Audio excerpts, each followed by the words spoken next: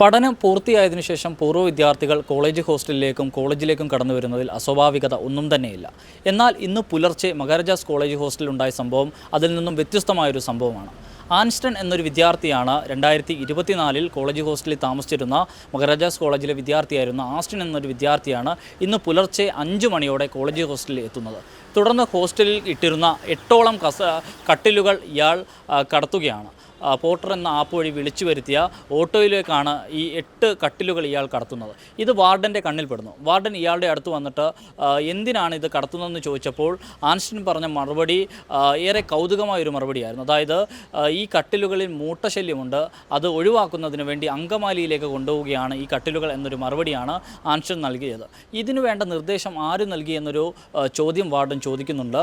അതിന് മറുപടി ഒന്നും പറയാനില്ലാത്ത ആൻസ്റ്റനെ കണ്ട് സംശയം തോന്നിയ കോളേജ് വാർഡൻ ഉടൻ തന്നെ പോലീസിനെ അറിയിക്കുകയായിരുന്നു. സംഭവ സ്ഥലത്തേക്ക് സെൻട്രൽ പോലീസ് എത്തുന്നു. എറണാകുളം സെൻട്രൽ പോലീസ് സംഭവ സ്ഥലത്തേക്ക് എത്തി ആൻസ്റ്റനെയും കട്ടിലുകൾ കയറ്റിയ ഈ പെട്ടി ഓട്ടോയും കസ്റ്റഡിയിലെടുക്കുകയായിരുന്നു. തുടർന്ന് സെൻട്രൽ പോലീസ് സ്റ്റേഷനിലേക്ക് എത്തിക്കുന്നു. നിലവിൽ ആൻസ്റ്റൺ എന്ന വിദ്യാർത്ഥിയെ സെൻട്രൽ പോലീസ് ചോദ്യം ചെയ്തു വരികയാണ്. ഇയാൾ എന്തിനാണ് മോഷണം നടത്തിയതെന്നും ഈ കട്ടിലുകൾ എടുത്തതിൻ്റെ പിന്നിലെ കാരണം എന്താണെന്നും ഒന്നും തന്നെ ഒരു വ്യക്തത നിലവിൽ സെൻട്രൽ പോലീസിനില്ല. നിലവിൽ ഇയാളെ സെൻട്രൽ പോലീസ് സ്റ്റേഷനിൽ ചോദ്യം ചെയ്തു വരികയാണ്. 2 വർഷങ്ങൾക്ക് മുമ്പ് ഈ കോളേജിൽ പഠിച്ചിരുന്ന, ഈ ഹോസ്റ്റലിൽ താമസിച്ചിരുന്ന ഒരു വിദ്യാർത്ഥിയാണ് ആൻസ്റ്റൺ. അയാൾ ഇത്തരമൊരു മോഷണം നടത്തുന്നതിൻ്റെ പിന്നിലെ കാരണം എന്താണ് എന്നുള്ള വിവരം അടക്കമാണ് നിലവിൽ സെൻട്രൽ പോലീസ് ഇയാളിൽ നിന്നും ആരാഞ്ഞുകൊണ്ടിരിക്കുന്നത്.